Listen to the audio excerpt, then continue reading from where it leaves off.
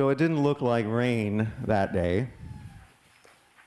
But even if it had looked like rain, I'm not sure I would have noticed. I had gone out for a walk in the park at the end of our street, a place that I go whenever I'm struggling or trying to figure something out.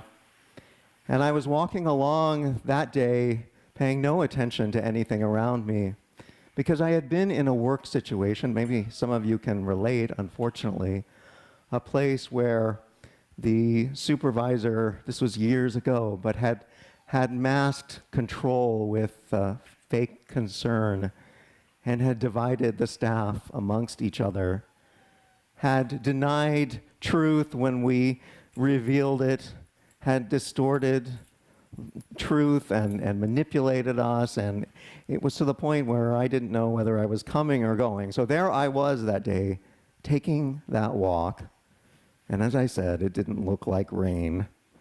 But guess what?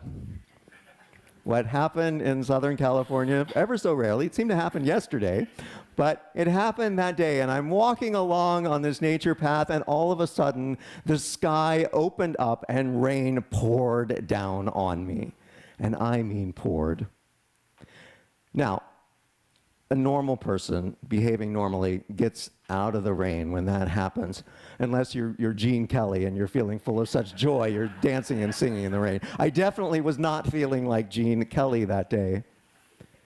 But a strange thing happened. As the water started to touch my skin, as I started to feel my hair drenched with it, as it started to drench my clothes, it felt right in a strange way. It felt like I was being washed clean. It felt like nature had offered me an opportunity to hit the reset button and to re-examine where I was and how I felt and who I was. Because you see, in that situation, it was as though if I had a well inside of me at my core, I had felt like that well was dry. Maybe I couldn't even find that well anymore. I wasn't sure who I was in that situation. But when the rain hit, it was as though it filled that well. It was as though it reminded me of who I was. And I returned home very wet, but strangely restored by what seemed like a spiritual experience, if you will. So it took me a while to figure out what happened in that work situation, but eventually I figured out a name for it. It was what you call narcissistic abuse. And it was characterized by a situation that was included gaslighting and disinformation and divisiveness and the distortion of truth. And does any of this sound familiar in our country today? I learned a lot from that personal experience.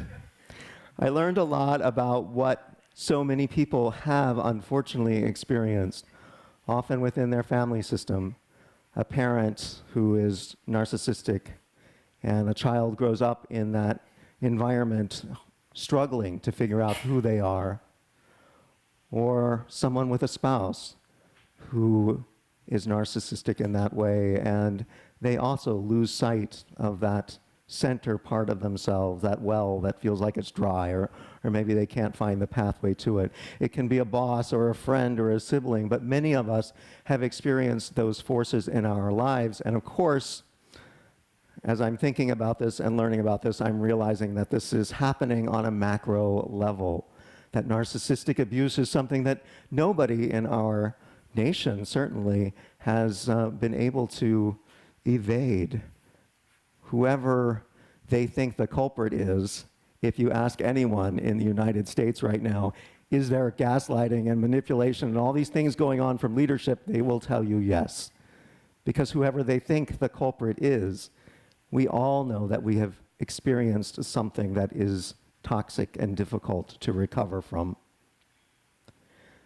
So the question that I was left with after my personal experience, and I started noticing what was happening in our nation several years ago, is how do we recover from this? Because this type of narcissistic abuse is actually designed to make you feel not like yourself. It's designed that way. those kind of abusive techniques are dedicated to distancing you from your own sense of self. In fact, it's inviting you to get really technical with how this works. The narcissist creates a false well outside themselves. It's a well based on what they would like to believe about their core selves. And then they want to make everyone come surround that well. So not only can you not find the well at your center, you're surrounded by a well that's just smoke and mirrors. So how do we get back to ourselves in these situations? We can't always wait for a rainstorm to suddenly, open up the sky, drench us with water, and suddenly we have an epiphany. But that did make me realize that there's something in that, something where maybe there's some intentionality added to those kind of experiences that could help us restore ourselves to ourselves. And this brings me back to another core story in my life, one I've told a few times over the years, but I keep telling it because it's one I learned a lot from. And it took place back when I was an undergrad at USC and living in an apartment in West Hollywood. And one day I was cleaning the apartment, and as you do when you're 19 years old, I had put my music on a little too loud. So as I'm cleaning and listening to music, I suddenly hear this very businesslike knock at my door. So I go and open the door, and standing outside the door is this woman that I've seen several times before. I knew she lived in the building, and she would walk down to the market almost every day. She carried a basket, and she had a scarf on her head. And the thing that I had noticed about her is she never seemed to smile. So I'll admit I was a little afraid of her. And here she was at my door, and she was not smiling once again. So I opened the door, and I said, hi, hello, and all that. You live, 2 doors down, and so on. And she looks at me, and she says, music, too loud. And I say, I'm so sorry, I'll turn it right down. I didn't realize, blah, blah, blah. I'm Jason, by the way. I put out my hand. She doesn't take my hand, but she does say, Olga, and then she stalks off. So a couple days later, I'm thinking, I didn't make a friend there, but a few days later, I hear that same very businesslike rap at my door, and I go and I open it, and there she is, again, not smiling. And I say, hi, Olga, it's nice to see you. And in her hand, she has a china plate with aluminum foil on top of it, and she thrusts it into my hand, and she says, I make, you eat. So I did. And they were potato dumplings, and they were amazing, really, really delicious.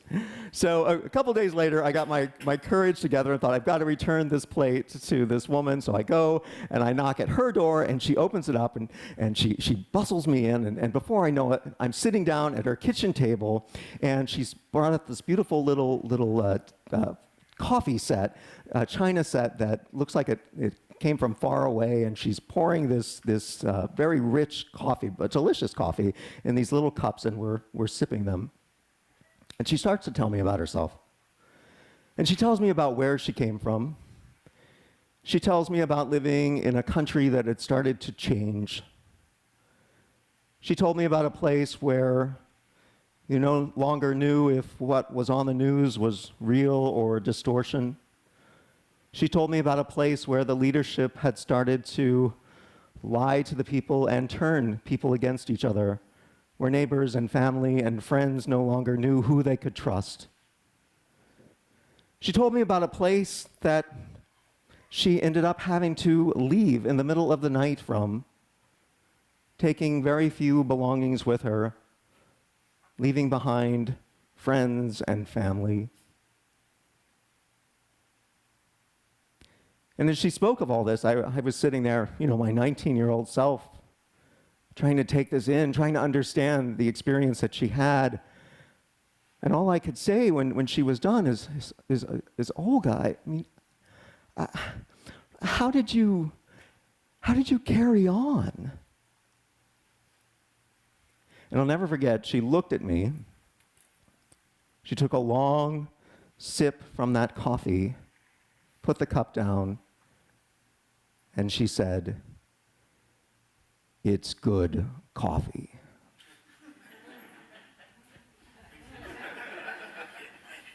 Was that the answer to my question? But it was the answer to my question. And I knew it was the answer. I didn't quite know what it meant, but I knew it was the answer to my question. And as time went by, I realized what she was telling me. As I got to know Olga, what she was telling me was that the way that she had returned to the center of herself after all of this trauma, everything that she had experienced, the way she found her way back to the well at her core was by paying attention every day to the little things that nourished and replenished her. And those things had gotten her back in touch with who she was. Now, this is what I would call a mindfulness spiritual practice. Olga would have scoffed at that, I know that, but that's what she was doing. Instinctively, she had come upon a spiritual practice that allowed her, after that abusive situation, to rediscover who she was. And so this, my friends, this is what I ended up doing my doctoral work on. How do we offer spiritual recovery from narcissistic abuse? And the key to it, obviously there are other things you can do for recovery, all kinds of therapy and so on, but in the spiritual sense, the key is to engage in spiritual practices because those help us to reconnect with who we are. Richard Rohr, the theologian, says, if you do not transform your pain, you will transmit it. If you do not transform your pain, you will transmit it. I mean, look around, right? We have all sorts of people who are transmitting their pain because they don't know how to transform it. And those, like all of us in this country who are survivors of narcissistic abuse, need to understand how to do this work. So it involves, as I said, the spiritual practices, and those can be traditional ones that have, as Connie was saying earlier, that meditation and the like has scientific backing for it, despite being ancient religious traditions. So you've got prayer, you have meditation, you have yoga, you have breath work, you have all those kinds of things. But then also we know other things function in our minds and hearts like spiritual practices. So you can do a non-traditional spiritual practice. It can be something like needlework. It can be deep listening to music. It can be journaling. It can be writing poetry. It can be making something with your hands, carpentry. It can be paying attention to that cup of coffee in a very particular way. And all these things, when we engage in them intentionally, can help us to return to the center of who we are when the world is chaotic and we feel like we've fallen very far away from who we are. I mean, I don't know about you, but these days, some days I listen to the news and I think terrible thoughts about people and groups of people and all kinds of things. And I think that's not who I am. I need to engage in something that helps me find my center once again.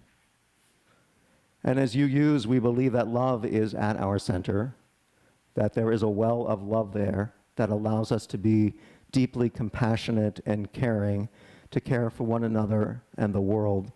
And we also believe that we are better at doing that when we do it together than when we just try to do it alone. And I have another story. You're getting a lot of core stories from me as I'm getting to know you, and so be it. But but years ago, when the marriage equality conflict was happening and kind of at its height, my husband and I decided to try to go to a UU congregation, and he was very skeptical of this because he hadn't been raised in any particular traditional religious group, and so he kind of didn't understand the Sunday morning experience. But he was good-natured, and I dragged him along. And so we went because I was looking for something spiritual to ground myself while all this was going on. And we went over to Orange Coast, and guess what? I got it. in that Sunday morning service. We got there just as it started, and then we left just as the postlude was beginning. So we didn't have to talk to anybody because goodness knows we weren't looking for community, only spirituality. So I told you I was an introvert. Some of you didn't believe me, but so we did that for several weeks. We would get there right as the service was starting, and then we would sit right by these French doors, and we'd slip out right as the postlude began, and we hadn't met anybody 5-6 weeks into this. So one Sunday morning, we tried to do our same little disappearing routine. And as we step out those French doors, there was a woman, some of you may have known her name was Clover Gethard. And Clover, she's no longer with us, such a lovely woman, but she's standing outside those French doors like this. And she says, "Stop! I have been tasked with finding out who the two of you are. You are not allowed to leave the property until we know." So we had to laugh, and we told her, of course, who we were, and that those arms outstretched like that, it was both blocking our exit, but also an invitation, a welcome. And what I realized over time was the importance of doing that spiritual work in community. That it really mattered that we were there together, because when we do that work together, we can reflect on where each other is. We can reflect on each other's truths. We can help one another find our pathways back to the wellspring when we feel lost. And I certainly know that I am stronger for being with all of you and being in communities like this than I am when I'm just home, alone, arguing with somebody who I don't know on the internet. Not that I've ever done that.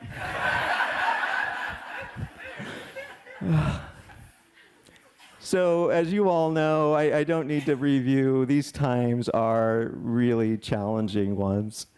And there's a whole laundry list of things that we are deeply, deeply concerned about right now.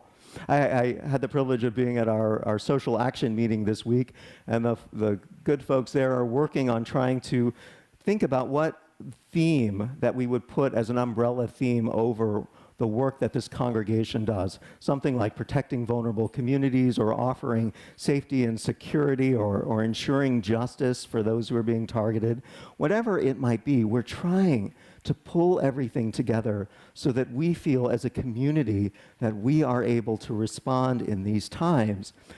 But we also want to make sure that while we're being responsive, we are tending to those wells at our center, that we are making sure that we help each other find the pathways back to our own personal well springs. You know, I hold a lot of gratitude, even with all my concerns for the world, gratitude for the folks who help us find our way back, gratitude for the Olgas of the world who have been through so much, but who can still be a model for how we can recover our pathways to our wells. I'm grateful for nature's lessons, for sudden rainstorms and showers that remind us of what is possible and wash us clean in that process. I'm grateful for communities who help make sure that we continue to find those pathways to the well, even when it feels like they're overgrown or lost, or maybe we've found ourselves on a pathway that's far, far away. And my wish for everybody in this room is that you find the wellspring. I invite you to journey to it, to look into it, and to see what is reflected there in the water. And I hope that in so doing, you see yourself. I hope you see love.